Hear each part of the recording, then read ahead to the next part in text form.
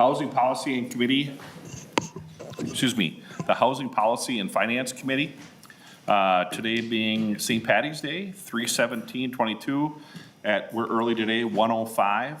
Thank you, members, for coming 5 minutes late instead of 10 minutes late.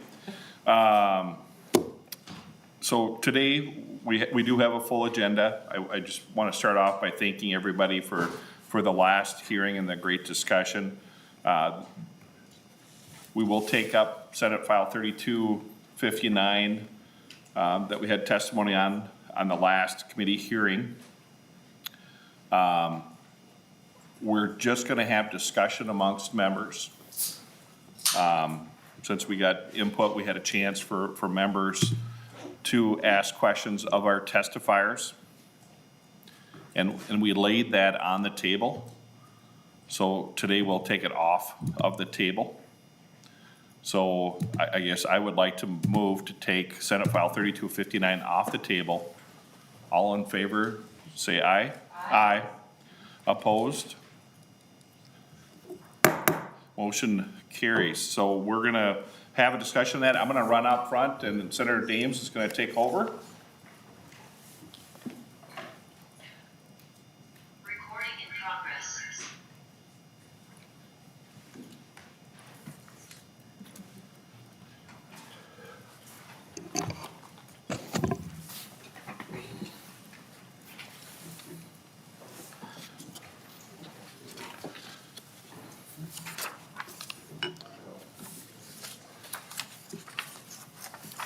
Well, thank you, Senator Draheim, and it's my understanding that you have the A6 amendment. Yes, thank you, Chair. Dames, members, you should have an amendment in your packet. And maybe we can go to council to describe the amendment when they find it.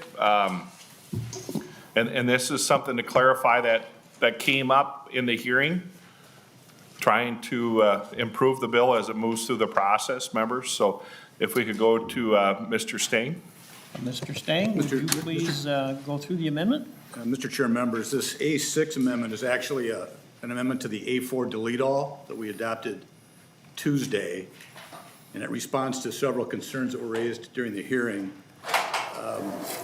It deletes all of Article 2 and reinserts in Article 2, just because that was the easiest way to engross it for people to read it. But Section 1, you might recall that there was some question whether the changes with regard to the energy and building codes just affected residential or were broader than that. And this amendment attempts to make it clear that all Senator Draheim is getting after with this bill are residential energy codes and building codes. So that's what Section 1 does. It just, there's the payback requirement there that there has to be a 5-year payback for changes to the energy code. And we pulled it out, put it in a new subdivision, and that's what Section 1 is. Section 2 is not changed at all. In Section 3, 2 changes were made. There was a deletion to one subparagraph that required that a municipality shall not require PUD agreement conditions that exceed the requirements in the state building code. That turned out to be a little problematic, so that was taken out. Senator Dziedzic raised a question about what amenities meant in subdivision 3 of the A4 in the context of that provision, and that was pulled out as well.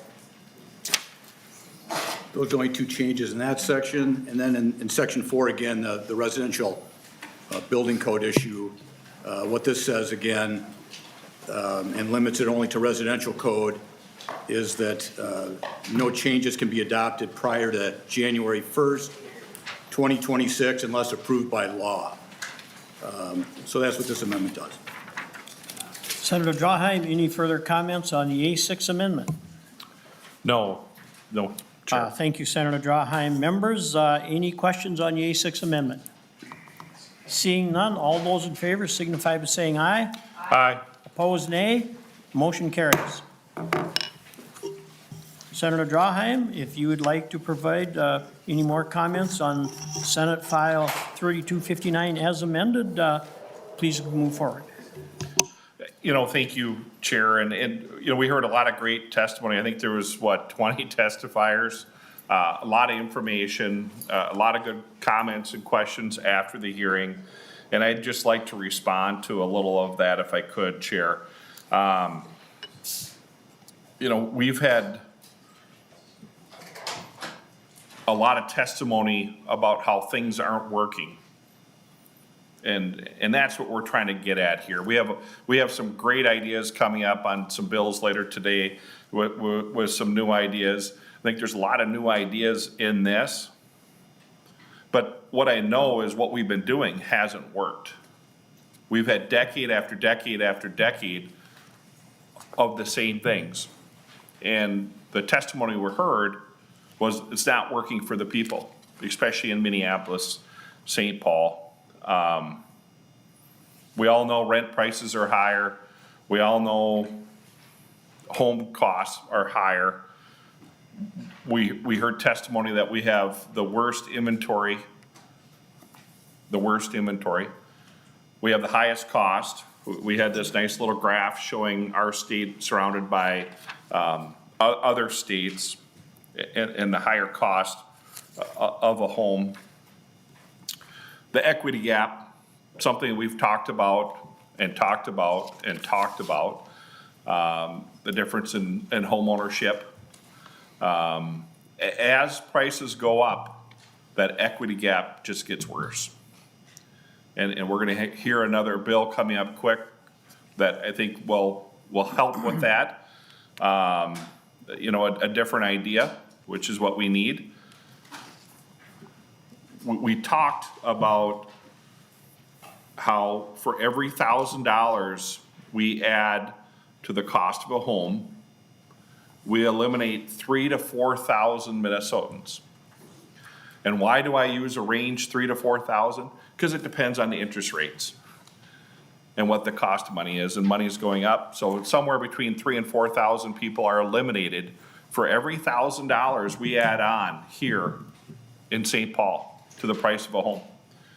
So if we're gonna try to get at that equity gap and try to help our kids and our grandkids to be able to afford a home, we need to do everything we can.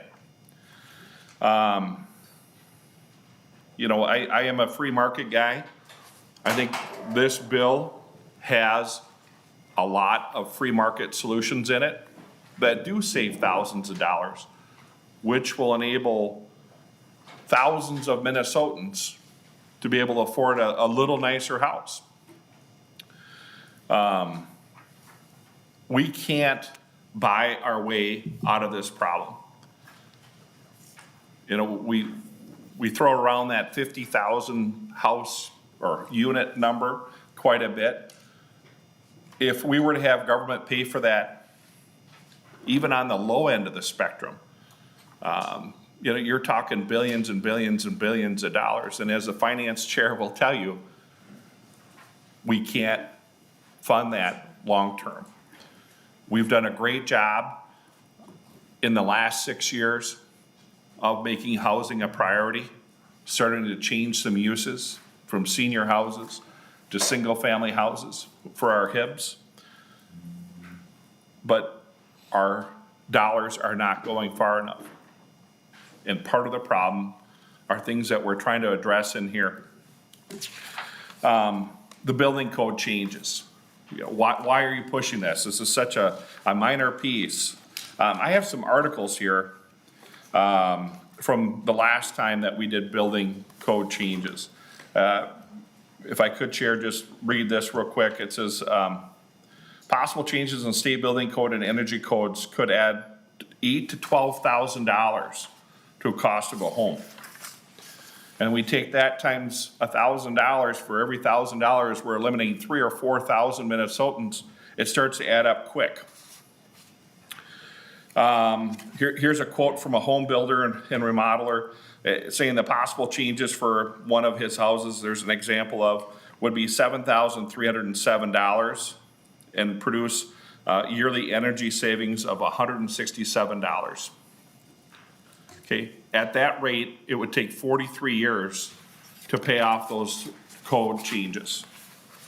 I think we all can agree we want a safe, energy efficient home, but we're chasing perfection here. And by doing that, we're eliminating a lot of people to be able to afford a home. So we have to balance that out. Yes, we want energy efficient homes. Who doesn't? As cold as it gets in Minnesota, of course we do. Energy costs money, we want to save money. Of course we can. But if we make the houses too expensive to build, people are gonna be in, like what I spend a lot of years in, 100-year-old farmhouse with single pane windows, with literally newspaper for insulation. So I think the better we can do at this, we will enable more people to move into a newer home that is more energy efficient. And then the last piece on the energy code, here's a Department of Energy report on the last time we changed codes. It would have saved the homeowner $118 over 30 years. $118, that's it. But we've brought this up in the past on previous hearings. As far as some of the language in there, we are not trying to eliminate the tools for the cities. We are trying to put home ownership first, and we're trying to close that equity gap. PUDs can still be done. PUDs are a good tool for the city.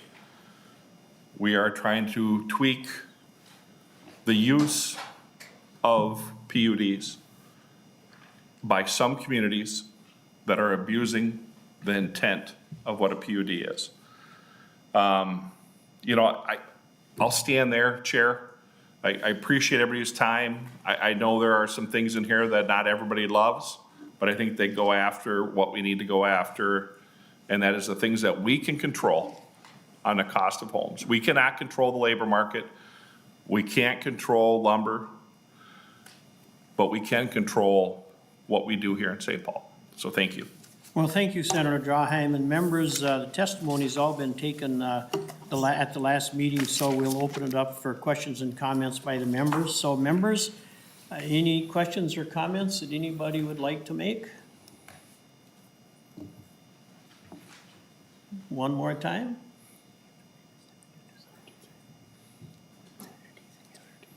Senator Dziedzic. I'm not on yet, so sorry. My computer shut down, so.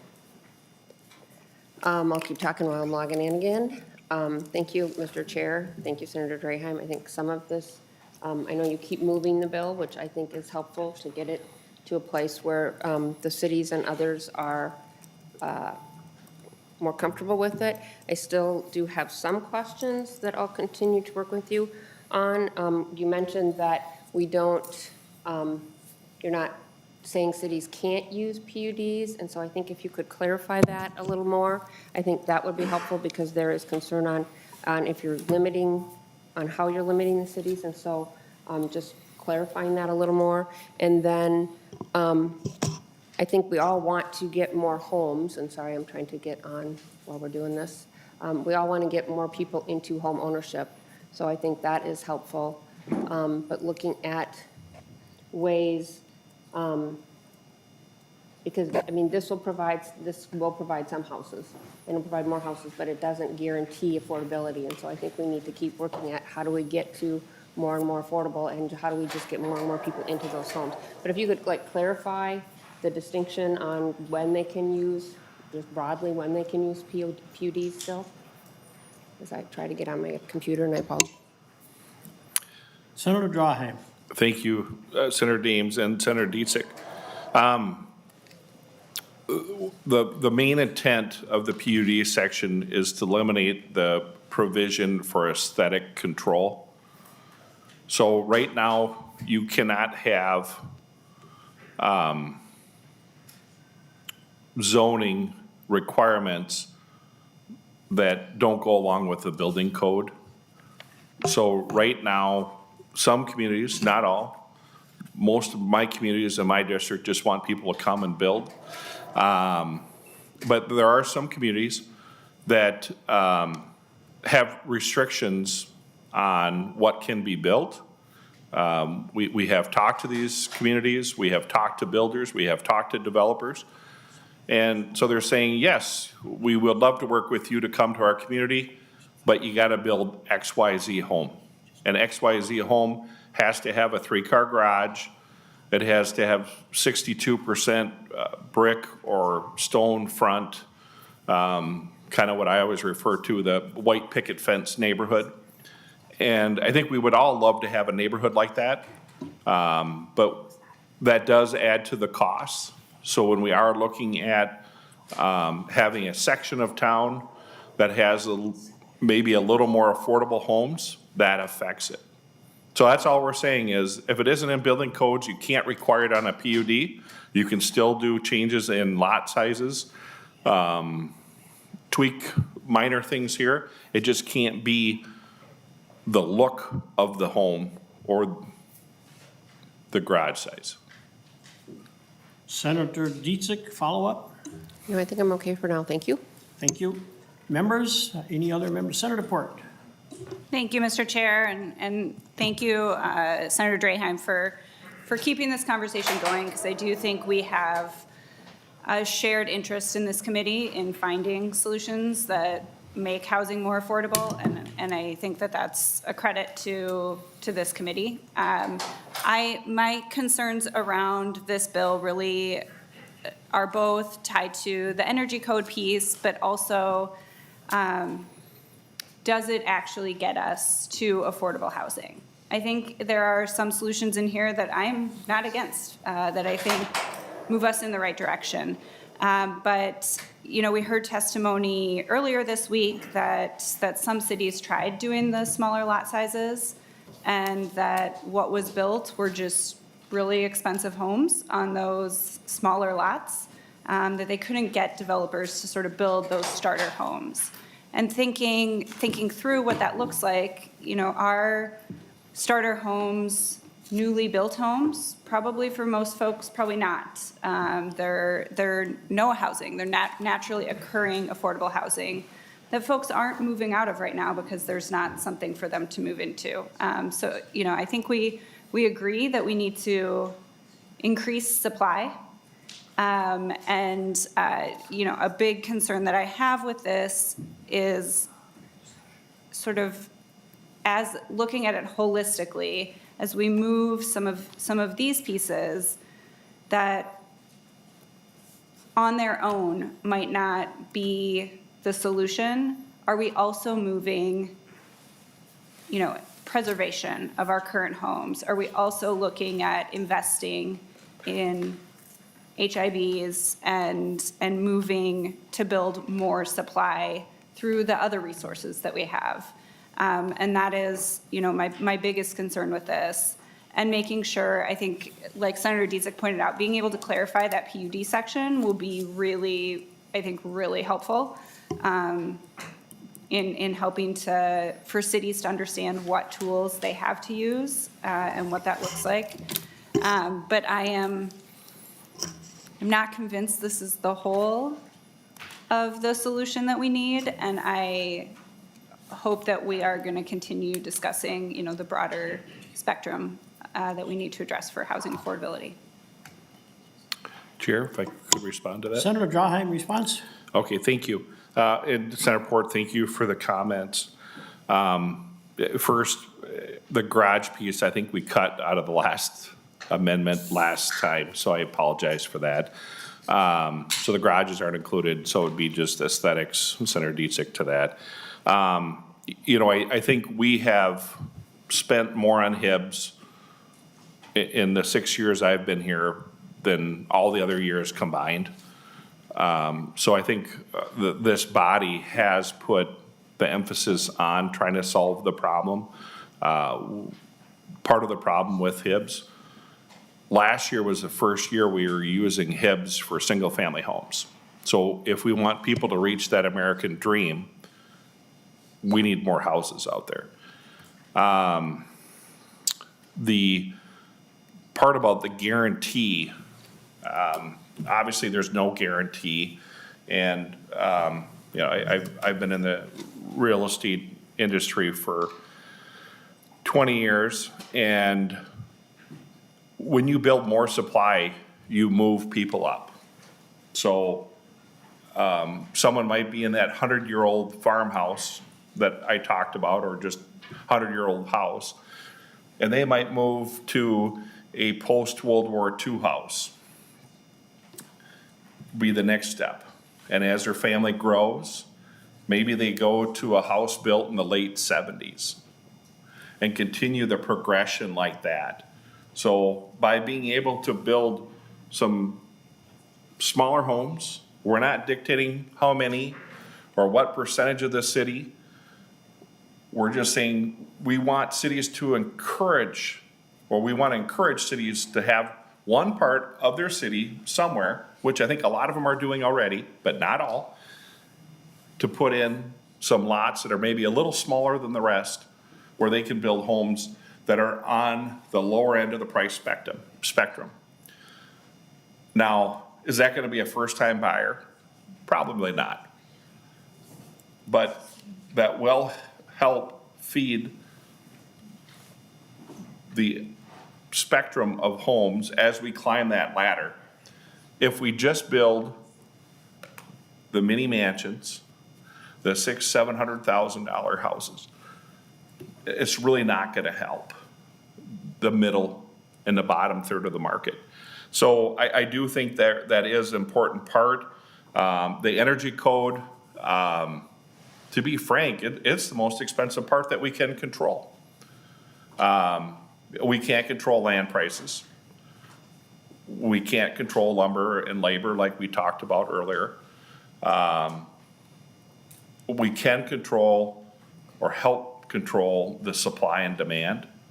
And part of the supply issue is the land in cities and the zoning. So if we can have some of that land just squished a little bit farther or closer together, that will help. So thank you for your comments.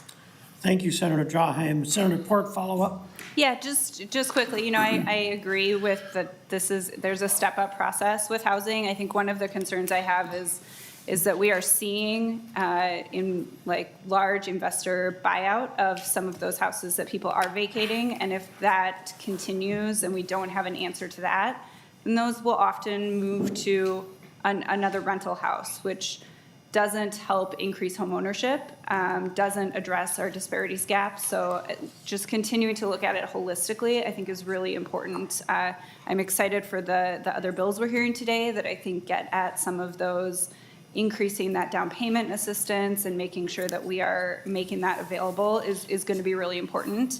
But on its own, you know, I'm just not all the way there on this bill yet.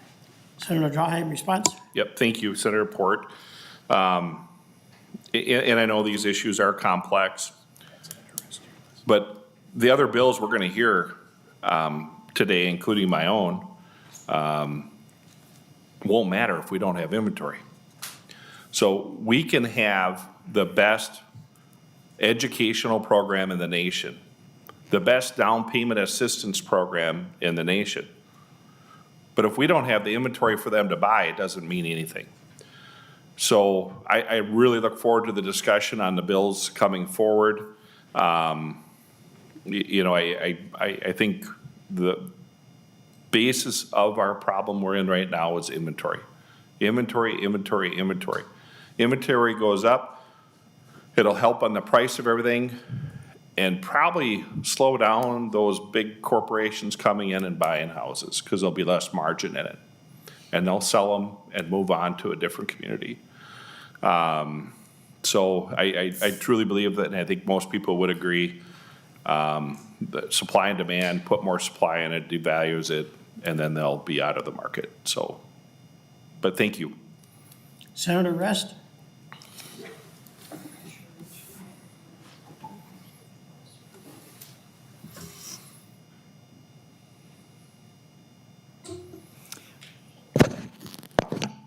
Thank you, Mr. Chairman.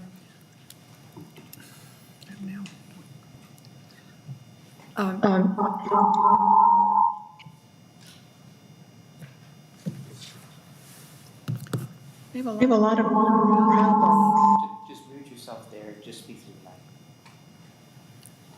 mic. I need direction. I keep thinking I do it right. That's okay. I did that.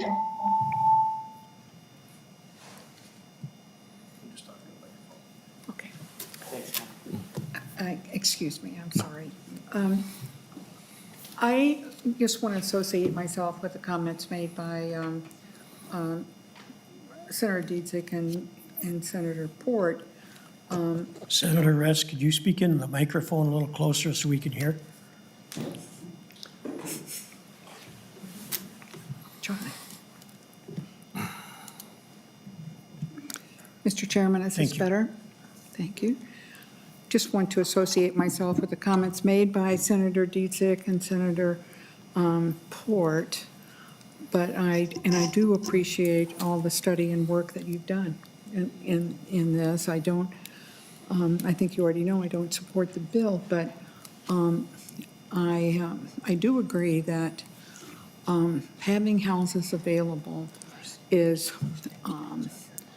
the number one problem. I do believe that.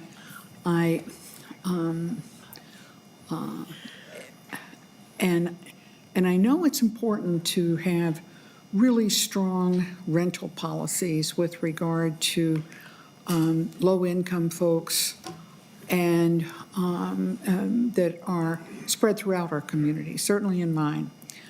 And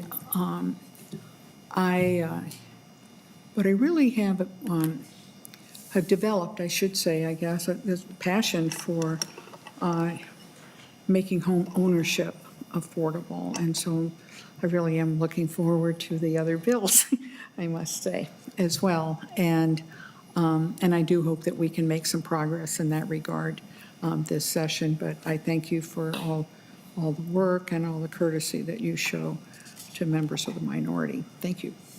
Senator Draheim, response. I just thank you, Senator Rest. You know, as always, we have open discussion in this committee, and I appreciate everybody's input. Senator Rosen. Well, thank you, Mr. Chair, and Senator Draheim. I just, I'm still a newbie on this committee, and I would just like to thank, and I probably can thank, be the voice for everybody in this room, the amount of attention that you've brought to housing and your wealth of knowledge and your passion for it. And perhaps you may not agree with everything in Senate File 3259, but you are moving the needle. You're drawing attention to these very critical issues. And I keep talking about what you're saying, the path to independence is homeownership. How do you say that again? I'm going to write that one down. Yeah, we'll write it down. You know, pathway to homeownership is what we always talk about. The pathway to homeownership, right. I have a poster up on the door that says legalize homeownership. I truly believe that is the great equalizer. If we really want to help people long-term, we have to get them on that pathway to homeownership. So I think these bills that we have coming up today will help that and will be an interesting discussion. So, Mr. Chair and Senator Draheim, thank you for your direction on this. Members, other questions? Members, other questions? Seeing none, any final comments, Senator Draheim, on Senate File 3259? Thank you, Chair. No, I think we've had a lot of great discussion. You know, these provisions, for the most part, have been carried and discussed for the last, I think, 2 years. They've been modified. They've been adjusted, trying to listen to stakeholders. I know these are tough issues, but if we don't take a tough stance and don't change what we've been doing for 40 years, we're just going to continue. So I urge support on the Senate File 3259. Thank you, Senator Draheim. Senator Draheim renews his motion. The Senate File 3259 be recommended to pass and re-referred to the Local Government Policy Committee. All those in favor signify by saying aye. Aye. Opposed, nay. Motion carries. Senator Draheim, your bill is passed and it's moved, hereby referred, so.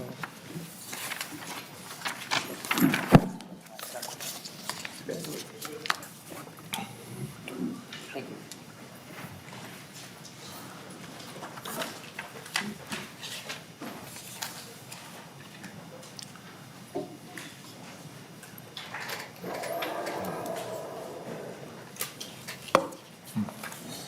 Sorry, gotta play a little bit of musical chairs here, get situated. Thanks for your patience. Sorry I was late. Thanks for covering down Senator James. Our next bill before us is Senate File 3897. I believe, or Senator Draheim, any amendments to your bill? Okay, very good. Not yet. Very good. Senator Draheim moves that Senate File 3897 be re-referred without recommendation to the Civil Law and Data Practices Policy Committee. With that being said, to your bill. Members, thank you, Chair Duckworth, and members. I asked Senator Dziedzic to come up. She has a similar bill, and I thought we would just give her an opportunity to talk about that too. You know, a lot of different ideas floating around. I think our bills were very similar. It's kind of a new approach, and you know, there's a few things that we'll need to tweak as we make the journey through the process here at the Capitol. But I just wanted to give her an opportunity to speak to her bill and make some general comments. Thank you, Mr. Chair. Thank you. Okay, start. Absolutely. Okay, You go right- thank I'm you. not going to tell you you can't. Thank you. Yes, so my bill was Senate File 3608, and we originally had it on the agenda, but they are extremely, extremely similar. In some ways, mine is actually more restrictive. So, you know, and so it works, and it was, mine came from that other body, and so I had questions on my own bill, and so I think it works to move forward with Senator Draheim's Senate File 3897, because they both, the concept is to offer down payment assistance to first-generation home buyers. So for people whose family didn't own a home, and their parents didn't own a home, giving them that opportunity, and especially for some of the people of color and lower income families, medium income families, they just don't have the family didn't have the opportunity to build wealth, to pass it forward, to help people purchase homes and to stabilize the families and build wealth. And so this is an opportunity and a chance to possibly help people get into homes and to close that worst in the nation disparities gap. So the bill basically, similar to Senator Draheim, just lays out who is eligible. It has reporting requirements so that we, in the end, can look back and know how many loans went out, who they went out to, and where they went out to.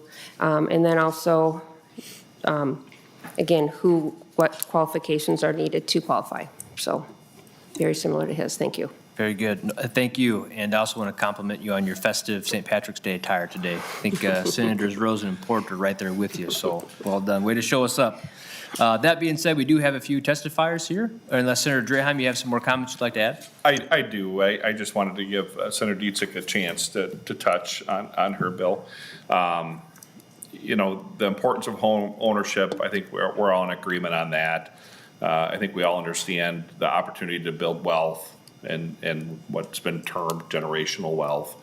You know, for those that don't know, my grandpa came here from Germany, so my parents were the first generation born here, and so I am the second generation. My folks owned a home, so you know, I think that helped me understand what home ownership meant. And you know, that's part of the education piece that we'll be talking about later. We heard earlier, a few weeks ago, from the Realtors and the report that they had about if you had bought a home 10 years ago, what wealth you would have accumulated. And I thought it was about $230,000 in appreciation in your home across the nation. That's the national average. And they can correct me if I'm wrong when they come up here. So what can we do to get those people that don't have that opportunity to buy a home? And this idea was worked on with the coalition of the Realtors, the Minnesota Homeowner Center, Habitat for Humanity, and other groups that came together, talked about what is the biggest obstacle in getting people on that path. And first generational home ownership, down payment assistance program, they thought was the best solution. And I was excited when I heard it until I saw the price tag. Because I know that we are constrained with budgets and targets that are given to us. But I said, we have to hear this bill. We have to talk about it. We have to balance that with the inventory that is out there. So even if I could twist the arms of leadership and the governor's office to fund this, does it make sense to fund this number when we don't have the inventory out there? I think, was it you, Senator Duckworth, that looked at how many houses were available in the, or was that you, that in the 7-county area a couple weeks ago? And there was very few houses available in the metro area under this $300,000 or $300,000 price tag. So we'll hear about the program, and there's some unique things that Senator Dziedzic mentioned. We're pulling this to the community development corporations to fund. And they're located all over the state in our local communities. They know the local communities a little better than the state agencies do. So that is a twist on this program compared to some other programs. I know a lot of cities have their own down payment assistance program, but for some reason we're not connecting the dots and getting it done. As usual, I could ramble on all day about housing, Chair Duckworth, but I believe we have 4 testifiers to come up. So if we could start on that list, that would be wonderful. Absolutely, and you never do ramble, Mr. Chair, come on now. Although I do appreciate the brief history lesson, I never would have guessed your last name has roots from Germany, so. Mr. Egger, excuse me, you're up first if you would come on down, please.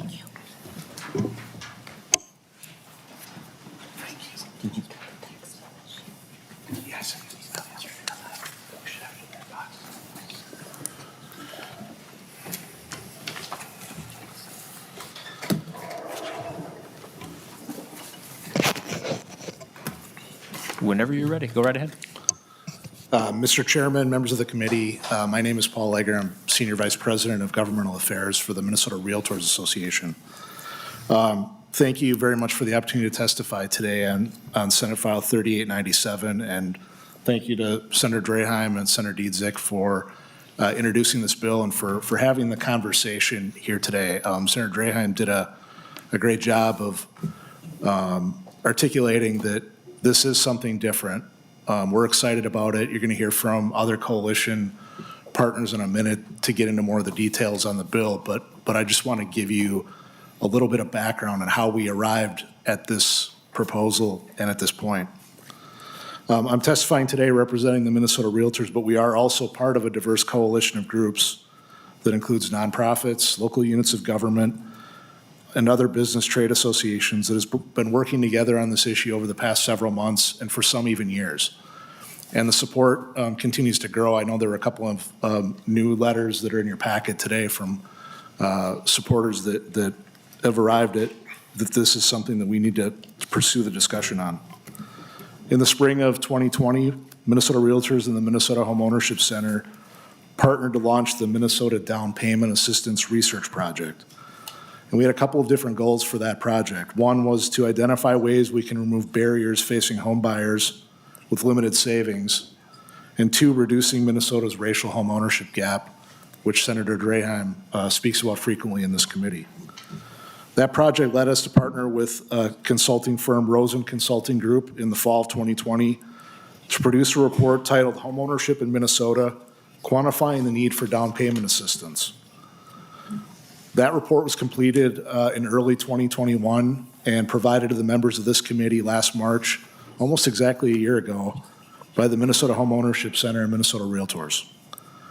That report includes a lot of useful data and information, but one of the key findings that reinforced the importance of focusing on down payment assistance was this statement. I'll just quote from it. Quote, although there are numerous roadblocks in the path to home ownership, especially for low and moderate income households and communities of color, the lack of capital for down payment is arguably the most significant financial barrier to home ownership. One common way to overcome this barrier is assistance from family and friends. However, most LMI households and first-generation home buyers do not have access to these sources of capital. This proposal does represent a new approach for delivering down payment assistance, which other testifiers you're about to hear from will describe in a little bit more detail shortly. And it's informed by the experience and expertise of people and organizations supporting this bill. We purposefully did not limit our discussions to how down payment assistance programs have generally been designed and delivered over the years. Instead, our discussions led us to recommend a new approach to better meet the needs of first-generation home buyers and reduce barriers to home ownership. The handout in your packet provides you an overview of the outcomes this legislation was drafted to accomplish. And on that point, Senator Draheim alluded to the significant appropriation that is attached to the legislation, but we needed to include that to show you what an appropriation of that amount would accomplish in terms of reducing our home ownership gap in Minnesota.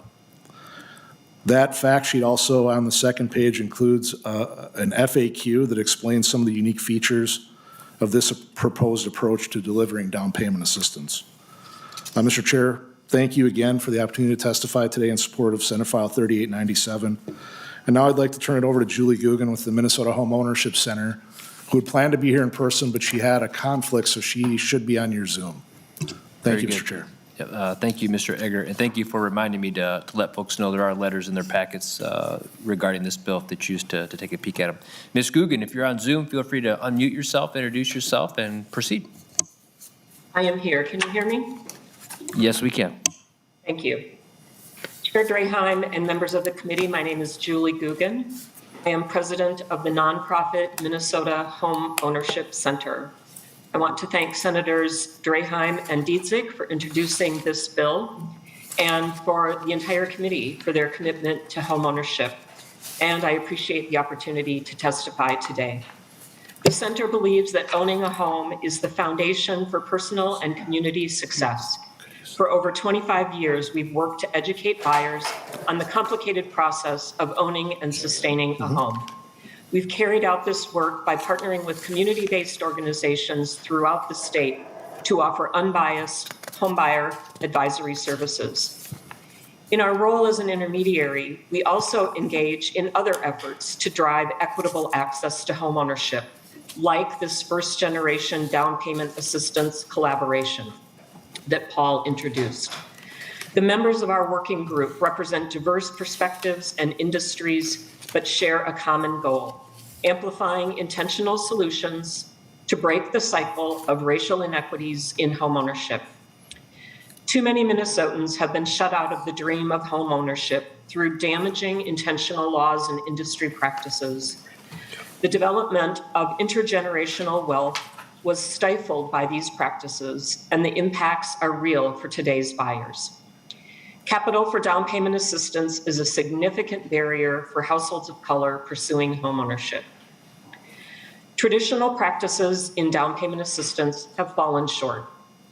Minnesota's Black homeownership rate peaked in 1950. Since then, the gap between white and Black households has more than doubled. Just as laws and industry practices have been enacted to intentionally exclude BIPOC homeowners, so too must our approach to reversing these inequities be intentional. Senate File 3897 calls for a meaningful but realistic investment of $170 million to serve a minimum of 5,000 households over the next 3 years. We propose administration by community development financial institutions, tribal entities, and qualified nonprofits, all with demonstrated experience in reaching households underserved by traditional financial institutions. And we call for changes in how funds are accessed by qualified households. This bill provides funding for first-generation down payment assistance that is targeted, adequate to meet the need, and accessible to consumers. Thank you for your time. Thank you, Ms. Guggen. Next on my list, I see Mr. Jason Peterson. If you wouldn't mind unmuting yourself, introducing yourself, and you can proceed when you're ready. Thank you very much. I'm under Neighborworks Home Partners. There you go. My name was frozen. So thank you very much for the opportunity to speak today. My name is Jason Peterson. I'm the CEO of Neighborworks Home Partners. We are a community-based nonprofit whose mission is to help families buy, fix, and keep their homes. I come to you today as a practitioner. Neighborworks Home Partners provided over 400 down payment loans just this past year alone, primarily to low to moderate income and BIPOC community members. In addition, we worked with over 1,300 families on homeownership matters just in the last year. We've also recently worked with the city of Woodbury to launch and administer a first-generation down payment assistance program, which is one of just 8 of the down payment programs that we provide. As a practitioner, I can unequivocally say that given the many pressures on affordable home ownership, any down payment resources would be extremely helpful. But I can also say that this program today is different. The creation of this program has been informed by decades of experience from practitioners to maximize impact, understanding even in a surplus year, resources are limited, and this is a substantial ask. Here are a few ways in which this program stands apart from other programs out there. First, it's a larger amount of assistance. Most programs do not provide sufficient resources to help first-generation homebuyers with the upfront needs to purchase a home. Another major distinction for this program is there are no geographic restrictions. Virtually all down payment programs have geographic restrictions, which makes this very complicated for all parties involved, most importantly, the families. This program will be available all throughout Minnesota. Another important distinction for this program is the reservation of funds. This program will provide a pre-approval process, and this allows families to be more competitive when shopping for a home. They will have a pre-approval with them, and that's necessary in this hot housing market. Another major distinction, which we've already discussed, is this program will be administered by CDFIs and nonprofits. These are organizations who are embedded within the community and are already offering innovative financial tools and products. And last but not least, this program focuses on first-generation homebuyers. As Senator Draheim has pointed out, most homebuyers are benefited with their first purchase through a gift from intergenerational wealth. Home ownership is one of the most important wealth generation vehicles and the single best way to break the impacts of generational poverty. And just to bring forward another stark statistic, homeowners in the United States have a median net worth of $255,000. Renters in the United States, their median net worth is $6,300. That's a 40 times difference. Just as important as the programmatic differences is the size of this investment. Homeownership for first-generation buyers is often out of reach, and this program makes a substantial investment to meet this need. While this investment will not be able to help all eligible buyers across the state, it is a huge first step.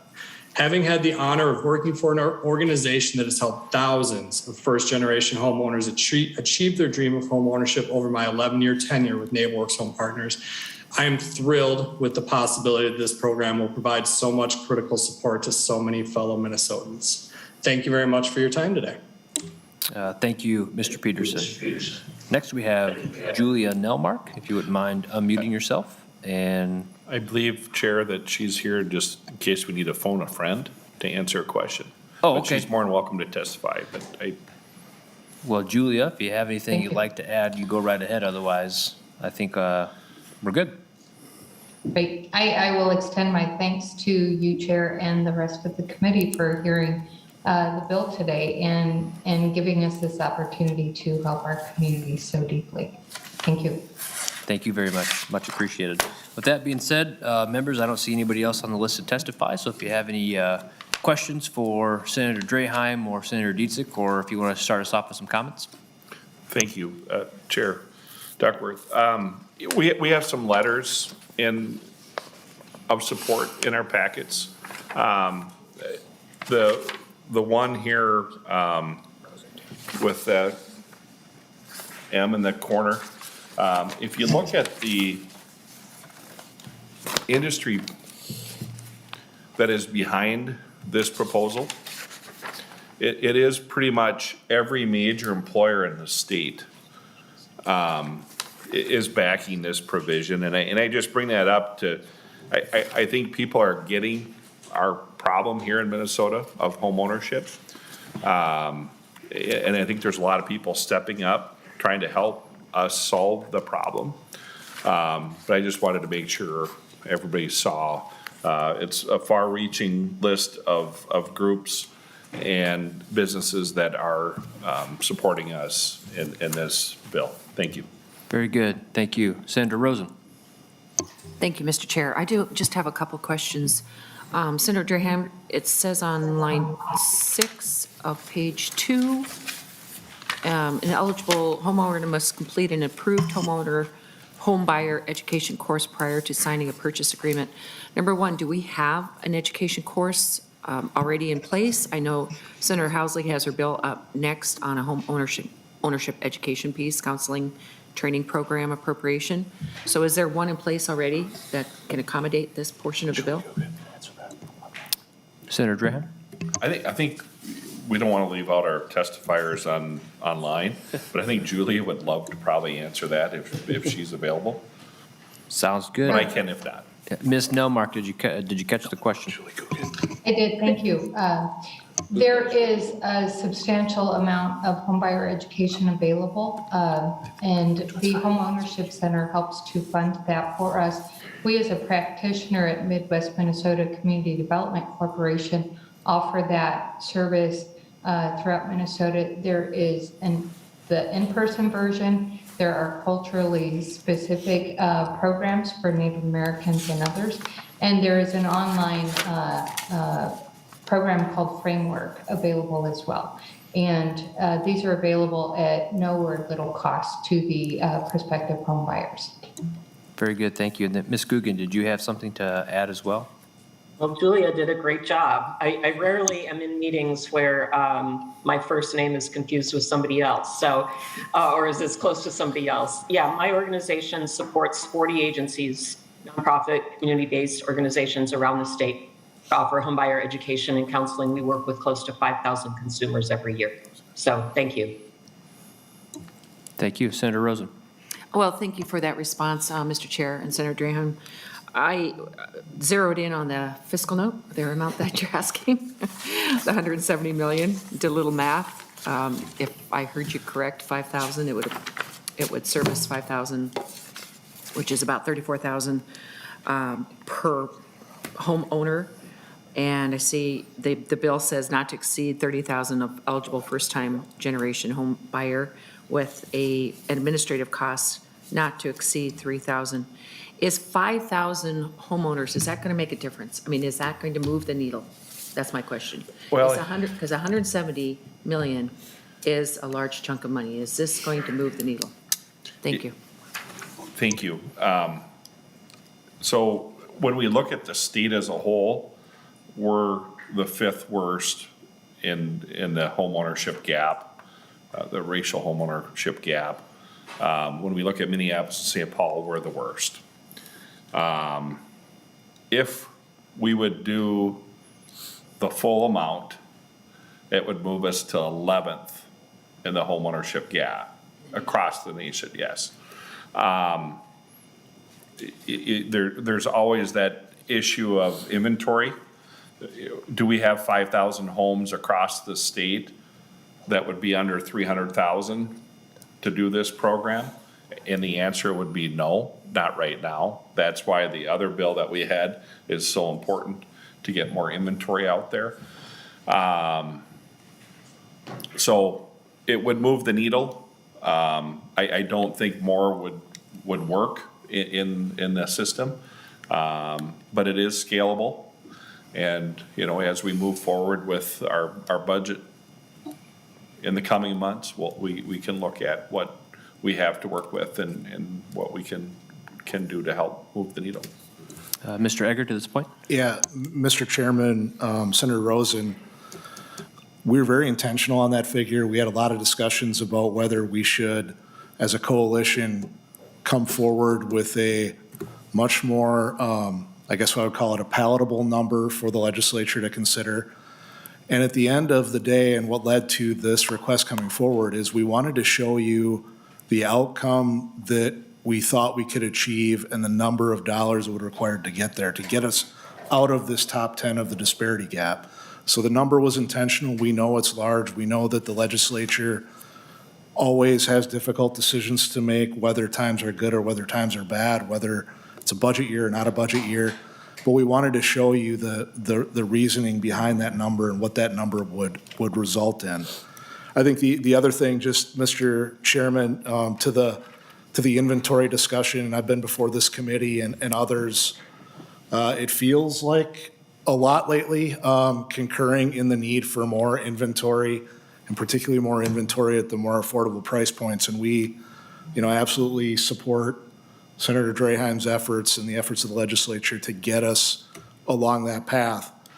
I would say the current market is certainly challenging, but just wanted to share some data with you that gives you a little bit of information about the status of kind of that sweet spot for the price point that this bill, that the home buyers in this bill that would be helped would be looking at.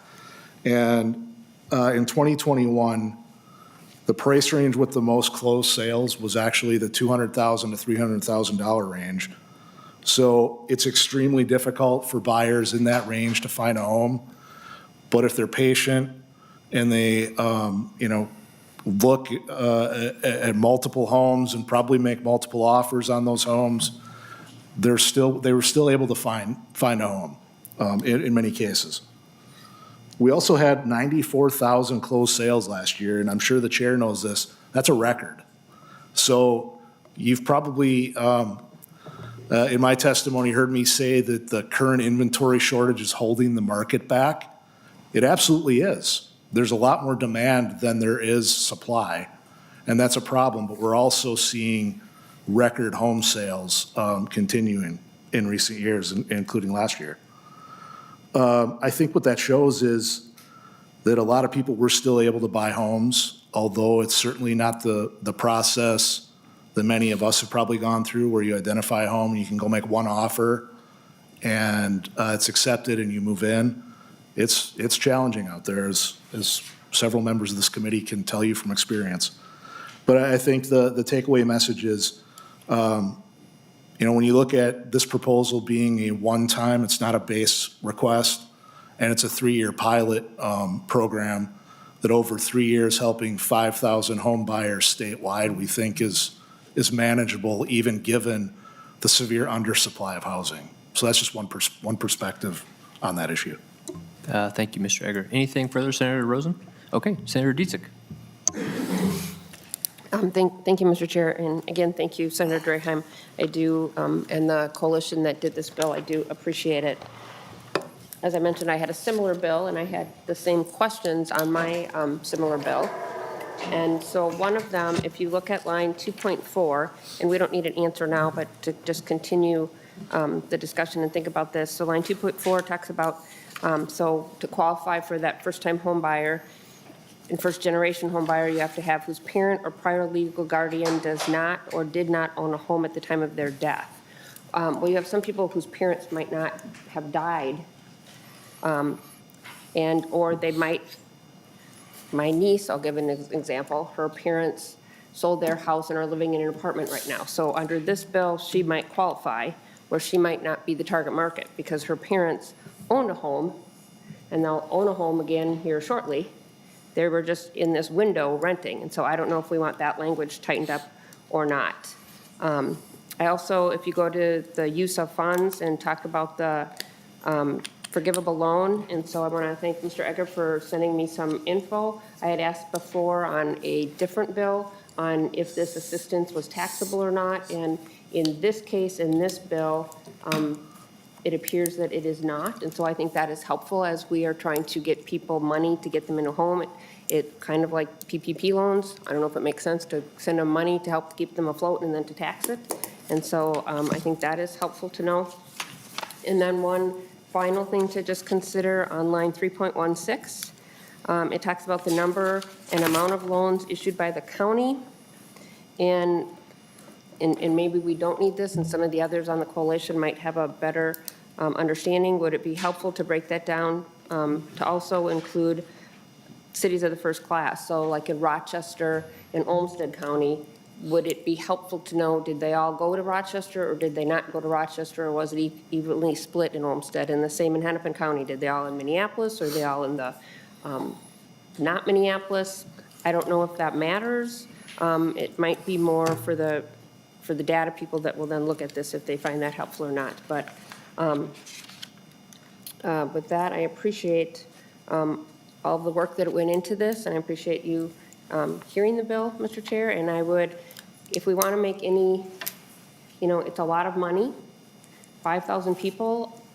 I don't know if we can move 5,000 families because of the inventory, but I think we have to try if we want to close the gap. In this flyer that we got from Homeownership Center, Habitat, and Realtors, it talks about in 1950, black home ownership was at 46% and white was at 66%. And the people of color in general were at 50%. And now black families are at 25%. And people of color families are at 43%, and whites are at 76%. And so I think we need to, I think it helps society if we can all help people build wealth and generational wealth. And so I think it is it's a good bill. Thank you. Thank you. Senator Draheim, any comments related to that? Okay, Senator Port. Thank you, Mr. Chair. Senator Draheim, I am really glad we're talking about this bill. I think it's a really, it's got a big price tag, but it is targeted and very specific. It's in its intent, and I think that that is a really helpful way to look at this very large problem of this homeowner disparity gap that we have in Minnesota. We need to address it. It's going to take targeted work to do that. So I really appreciate you bringing this bill. I think it's good for us to talk about. Mr. Eggers, we did just hear from you, talking about record-setting home sales, and we know that housing is a unique partnership between the state and the free market. And so I'm wondering if you can talk, are there other policies or goals that the Realtors have that are specific to addressing that homeowner disparity gap? And are there things we can do at the state to help in that, as we've heard, we might not have any money to spend in this area despite a $9 billion surplus, but are there other things that we can support what the Realtors are doing to try to close this gap? Mr. Egger, other than turning every human being on the planet into a homeowner, is there anything else the Realtors Association would like to do? So, Mr. Chair, you're taking that option off the table for us? Mr. Chair, Senator Port, I think Senator Draheim has brought forward a number of bills, and you've had a number of discussions in this committee about how to clear some of the barriers to home ownership. And we're talking about one barrier here, which is lack of capital for a down payment. I think, from our perspective, we see this as being one side of probably a two-sided coin. The other is addressing the supply issue, and in particular, trying to figure out how you can leverage the efforts of the private sector to do what they do best, which is bring supply online. And where there are market failures, where the market isn't supplying homes at a certain, area median income level, or for whatever reason that there is that failure, that's where government should look to provide a helping hand. But we haven't really unleashed the private sector yet. I think that's what Senator Draheim's last bill is really attempting to do. We think that's a good start. I think that's a healthy discussion.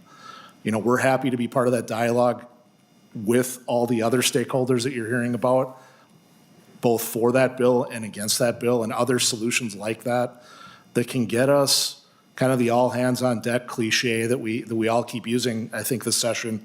But it really is. It's trying to figure out how we can match up the demand and the supply a little bit better so that prices aren't so out of reach for most Minnesotans who are just looking for an affordable home ownership opportunity. So it's the supply on one side of that coin, and we think this is a good companion to that, trying to target assistance at those who need it most. Very good, thanks. Senator Port? Thank you, Mr. Chair. Yeah, I think, I appreciate that, Mr. Eggers. I think, the concern I have is that with records, we sold more homes in Minnesota last year than ever before, record-setting sales, it didn't move the disparity gap. And so there's something that's not working in there. There's a piece missing that even when we are selling record numbers of homes, we're not closing that shameful gap that we have here in Minnesota. So, happy to continue working with you guys to find paths, both on the policy side, the investment side, and in whatever way we can help you all to do that in the free market as well. Anything further from members? Seeing none, I do want to ask Mr. Stang to elaborate on the reason why this bill is being re-referred without recommendation. So if you wouldn't mind touching on that, please, sir. Mr. Chair, members, I think the without recommendation part of the motion is because of the money in the bill, and I don't think this committee has been given an official target, or maybe Senator Rosen would like to weigh in on that. So we didn't want to jump the gun on a recommendation for that purpose. The other reason it's going to civil law is you'll notice subdivision 7 has a creditor immunity provision. And briefly what that does is say a creditor can't be subject to liability to state or federal agencies for relying on a good faith attestation by a borrower that they're eligible. And anytime you grant anybody immunity around here, civil law has to take a look at it. So that's the purpose of the referral to that committee. Very good. Thanks for elaborating on that. Senator Draheim. Thank you. I just want to thank everybody for the questions and the comments. Once again, I think we're all on the same page again. How we get there is another story. Another option would have been to put a blank appropriation on here. But like we heard, we thought it was important to have the discussion and the impact to make a difference. To Senator Rosen's question, what happens if we do this? We get out of the top 10 in the country. Things move rapidly around here. We'll continue moving the bill forward and wait and see where the dollars end up. So with that, I would like to wrap her up.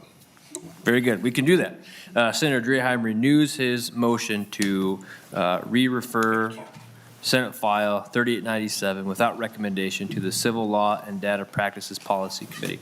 All those in favor say aye. Aye. Any opposed? Very good. The motion carries. Thank you.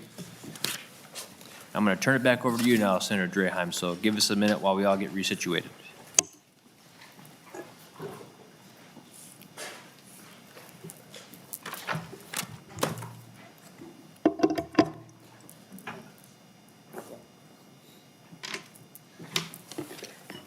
Thank you, Senator Duckworth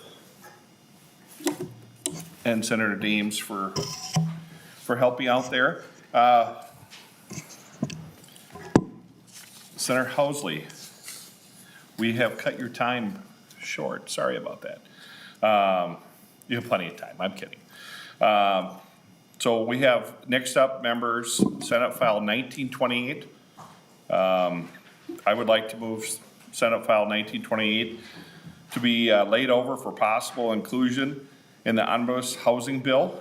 Senator Housley, I believe you have an A17 amendment? Or Mr. Chair, I A1? think it's an A1. A1? Okay, I thought maybe you had 17 versions.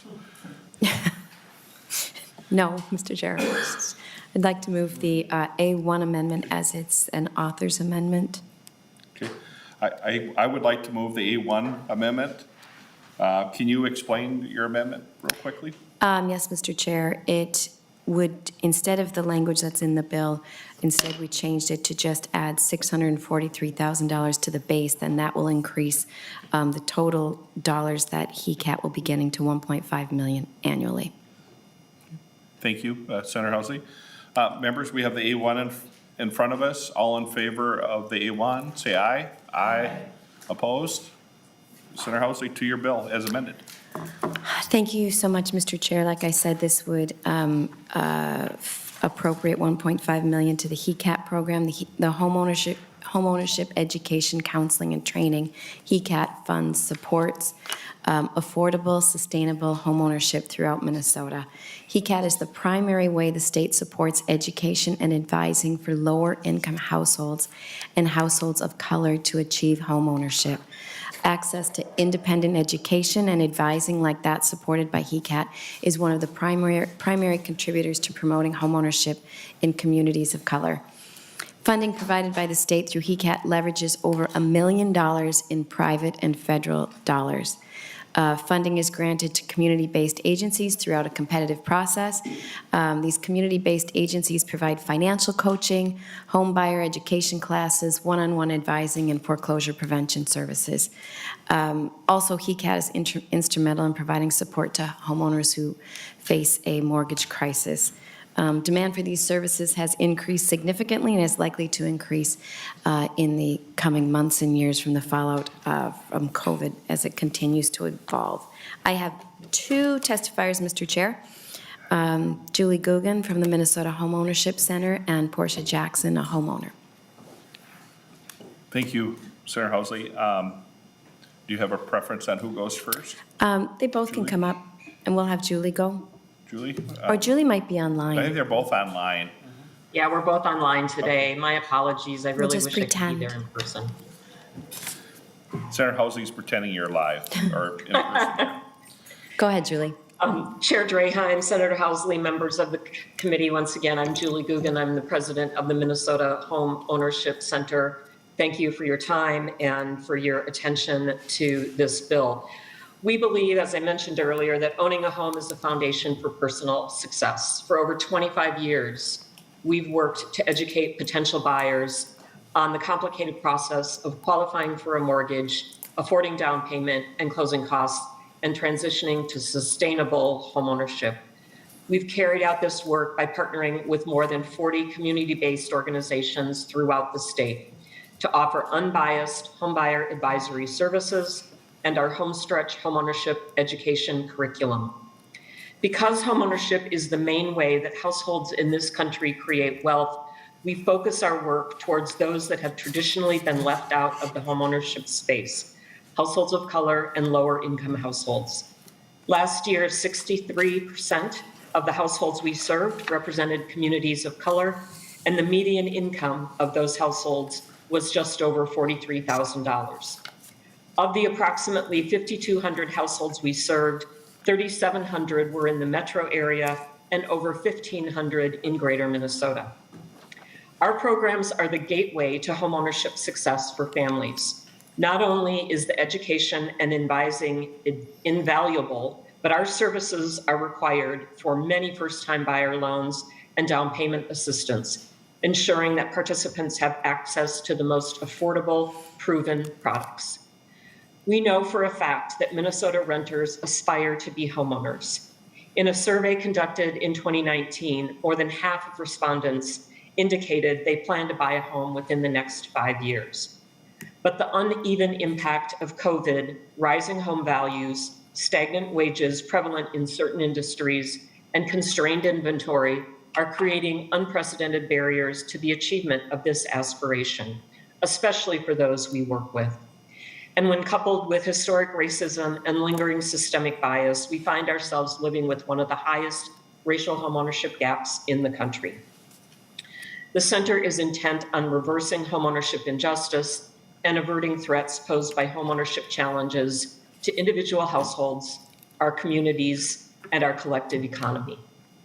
It's in this spirit that I'm here today to speak in support of Senate File 1928, as it would fund additional monies for homeownership assistance programs and allow this important work to be expanded and enhanced.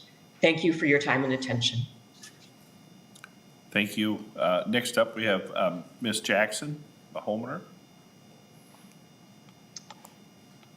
Thank you very much. Sorry, didn't have my speech out here. All right. My name is Portia Jackson, and I'm a Black mother of 5 and first-generation homeowner in North Minneapolis. I'm here today to offer my personal testimony from that perspective. I am currently a community development specialist for Ramsey County, and I've been asked to add that Ramsey County supports Senate File 1928 and the goals behind this bill. Thank you, Senator Housley, for introducing this bill. 10 years ago, home ownership was not in my purview. I had a Section 8 voucher for 9 years and thought that that would be how my housing story would go forever. Until I went in for recertification and found out that my rent portion had increased to $1,200 as I had finished my bachelor's degree and my earnings increased greatly. I decided to voluntarily remove myself from the Section 8 program and rented a home in the open rental market. For a couple of years, I rented a nice home in South Minneapolis for a little over $1,500. One day, as I was writing my rent check for the month, I thought, I'm paying my landlord's mortgage. I should be paying my own. So I decided to research how I could buy a house. My goal was to purchase a home that was big enough for my large family, close to mass transit, and at a payment that was less than what I had paid in renting. I needed the guidance of someone that understood my goal and could break down what I needed to do to get there. I found the Minnesota Homeownership Center's website, which helped me find PRG, a housing advising agency in my neighborhood. I met with Aaron Wilson, who helped me develop a plan to improve my credit, save money for a down payment, and pointed me to a culturally specific financial literacy education program offered by Build Wealth Minnesota. I paid off things on my credit, saved money, and obtained an MHFA mortgage loan to purchase my home that I closed on July 31st, 2015. I could not have done this without the knowledge and expertise of my homeownership advisor, Aaron. Homeownership advisors bridge the gap for those who want to buy a home and do not know where to start. They not only walk you through the entire home buying process, they also take your individual situation into account and assist you in creating a plan to get you where you want to be. They're there every step of the way, all the way through closing and beyond. I found this work to be so important that I became a homeownership advisor in 2016 and still work in homeownership today, working to decrease the racial homeownership gap in Minnesota. I have been a homeowner for almost 7 years. Since purchasing, 2 of my children have graduated high school, started careers in businesses, and the younger ones have excelled at school and become immersed in our neighborhood. Homeownership has become the foundation for the future of our family, and my hope is that more families are able to make their homeownership dreams a reality. In order to do that, we will need a concentrated effort through education and advising, down payment assistance, and the building of entry-level homes. Thank you for the opportunity to testify today. Thank you. Senator Housley, any comments or anything you'd like to add, or should we go to questions? Oh, questions are great, Mr. Chair. Okay, thank you. Any member questions? I think you're good. You must have done a fantastic job, you and your testifiers. Thank you. Or, Mr. Chair, people are tired and want to go home. Thank you, Mr. Chair and members, for the opportunity to present this bill, and thank you for hearing it. Okay, thank you. Very important topic. We are going to lay over Senate File 1928, so it is laid over. Next up, we have Senate File 37 Thursday. It's a grant program creation appropriation for manufactured home lending and the purchase of manufactured home parks by cooperatives. So I would like to move Senate File 3730 to be laid over. Senator Housley, to your bill. Thank you so much, Mr. Chair. The bill before you today, Senate File 3730, will advance the work of this committee and those working across the state to permanently preserve manufactured housing by increasing the dedicated ongoing fund to the manufactured home park redevelopment program from $1 million to $5 million annually. It'll also provide $25 million in one-time funding to spur innovation in manufactured home lending. And also, it would provide $10 million in one-time funding to help residents purchase their communities. I have a community like this, well, a couple of them, in my district, and this is where the genesis of this bill came from. And thank you, Senator Draheim and staff, for working with me and the communities on this. We need manufactured home community owners who are committed to preserving long-term affordability now more than ever. Last year, 2,800 units of manufactured housings were sold in Minnesota, and 81% of those were sold to out-of-state buyers. Across the state, we are seeing a new class of investor owners raising rents and instituting new fees and policies that are displacing low-income households across the state. So this bill would provide the tools to further the permanent preservation of manufactured home communities and help safeguard housing affordability for 180,000 Minnesotans that call these communities their home. Mr. Chair, I have two testifiers. First, we have Victoria Clark, the Executive Director of North Country Loop. Ms. Clark? Good afternoon, members of the committee. Thank you for the opportunity to testify in support of Senate File 3730, and thank you, Senator Housley, for championing manufactured housing preservation. My name is Victoria Clark, Executive Director at North Country Cooperative Foundation, or NCF. I've testified before this committee a number of times regarding NCF's work to permanently preserve the affordability of manufactured home communities through the cooperative, resident-owned business model. I want to thank this committee for recognizing the critical role that manufactured housing plays in providing affordable home ownership opportunity to low-income Minnesotans, and for the steps that you've taken to ensure that manufactured home communities are preserved. In previous testimony, I have outlined the primary challenges facing residents of manufactured home communities.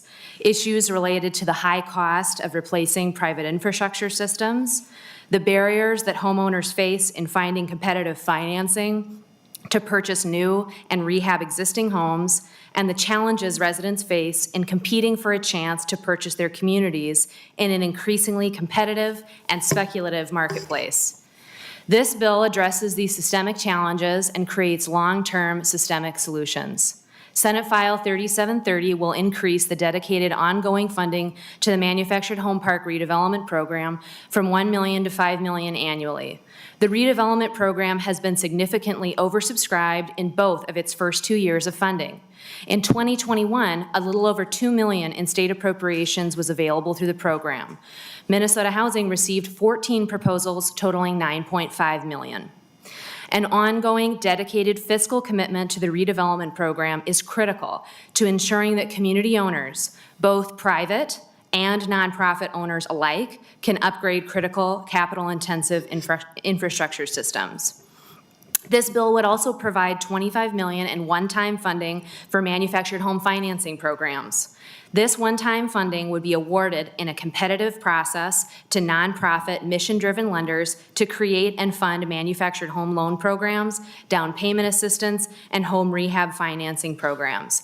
I would note that this structure is similar to the one outlined in Senate File 3897, tapping into the statewide network of nonprofit lenders that are already established across the state. This funding would spur innovation in manufactured home lending and allow mission-driven lenders to pilot financing programs in communities where homeowners have long-term security of the land underneath their homes, in cooperatively, nonprofit, and municipally owned communities. Long-term security of the land underneath the home is critical to being able to provide the type of competitive, longer-term, lower-interest home loan options that manufactured homeowners currently do not have access to. $25 million would provide loan capital to finance an estimated 150 new manufactured homes, provide down payment assistance to an estimated 250 households, and provide assistance to 300 households to complete critical rehab of their existing homes. The money appropriated by this bill would have a generational impact, as funds dispersed as loans will be repaid and recycled to future borrowers. Recipients of this one-time funding will also be able to leverage the state appropriated dollars to raise additional capital from non-governmental sources, which will multiply and magnify the impact of the state appropriated funding.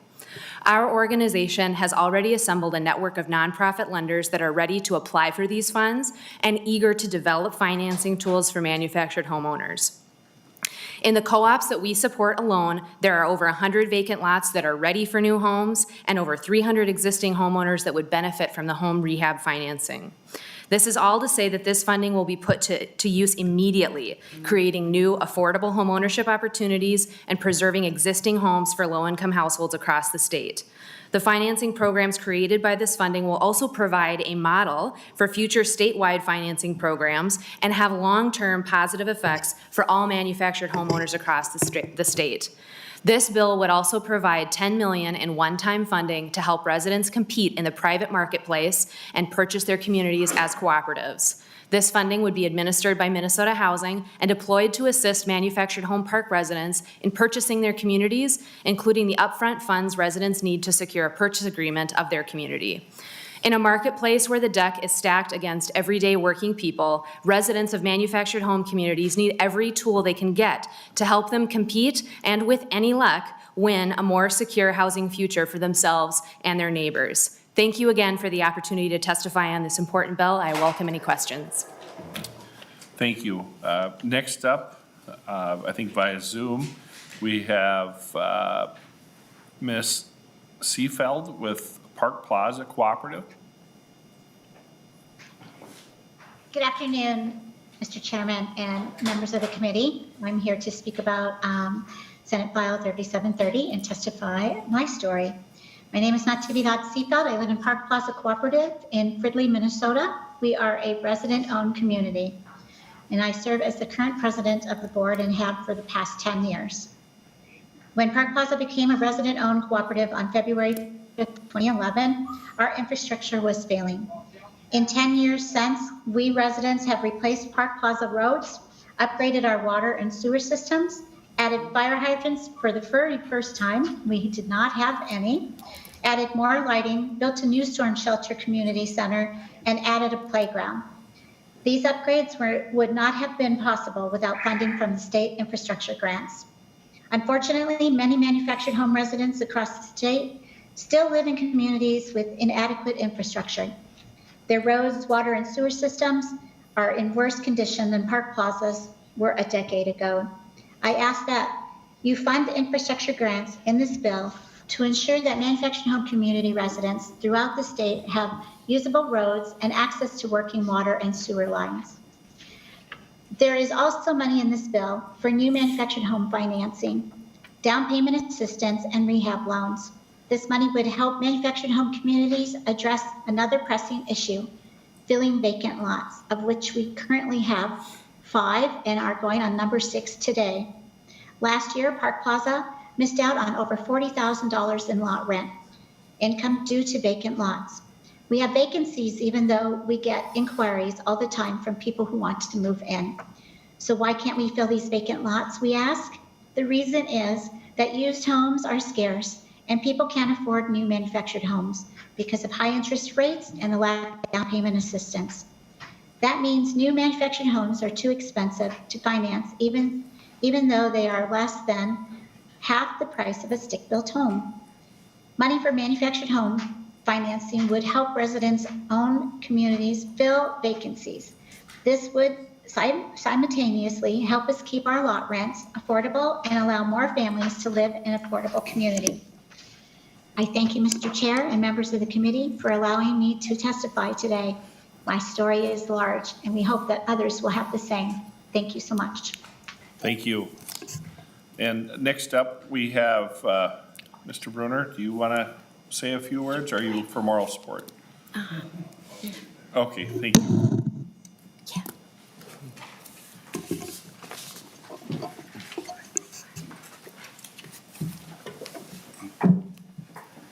Thank you, Mr. Chair. Mark Bruner. I'm president of the Manufactured Modular Home Association of Minnesota. I'd like to thank Senator Housley for bringing the bill and her concern about continuing to grow the infrastructure grant programs administered now by the Housing Finance Agency. MMHA speaks for the nearly 1,000 privately owned manufactured home communities in the state of Minnesota, which have about 50,000 home sites. We also represent builders of modular homes, manufactured homes, as well as the lenders and the sales centers. We support the bill's provision expanding the current manufactured home infrastructure grant program, which allows both privately owned and cooperatively owned communities to qualify for assistance from the Housing Finance Agency. The provision in the bill establishing a $25 million pilot program allowing Minnesota Housing to issue grants to nonprofits to fund home financing, down payment assistance should have its parameters expanded to include the 1,000 privately owned manufactured home communities and allow the nonprofit lenders that receive those funds to essentially offer down payment assistance to the residents who live in privately owned communities, not solely just cooperative communities. Under the existing down payment assistance program administered by Housing Finance for site-built homes, it also applies to manufactured homes that are on private property, which is about 80-some% of new manufactured homes that are sold each year. And the balance, the 20% go into manufactured home communities on leased land. The one final point I'd like to make relative to the importance of expanding the program to allow private communities to also participate. Within the past 3 weeks, I've had inquiries from 2 of our members. One is interested in greater Minnesota in developing a new manufactured home community. The other is in progress right now with their city to do an expansion of 200 home sites, which would bring their property to about 500 homes. And their interest was in infrastructure grants, what's available, and certainly the ability for those new developments and those residents to tap into down payment assistance from this program would be very helpful as they crunch their numbers and look at moving that those developments forward. So our hope is, as discussions continue and the bill moves forward, to find a way to include the residents of privately owned communities to qualify as well. Thank you. Thank you. Members, any questions for any of our testifiers or Senator Housley? Thank you to everyone that testified on that bill. Senator Housley, any closing comments? Thank you, Mr. Chair, and members, again, thank you for hearing this bill. Some of the examples that Ms. Seefeld was talking about that and the improvements that she has made in their community, both of my communities that have come to me are in desperate need of some infrastructure updating. And for those residents, this is their home, this is their community. And so I love this bill, and I want to thank you for hearing it, Mr. Chair. Thank you, Senator Housley. Senate File 3730 is laid over. I have no other agenda items, members. I believe we're going to have a hearing on Tuesday on, Joel has no idea. So it should be fun. No, I'm kidding. So we will have a busy week next week as deadlines loom, and we do have other bills we want to get in. So I appreciate everybody's patience, and we are adjourned.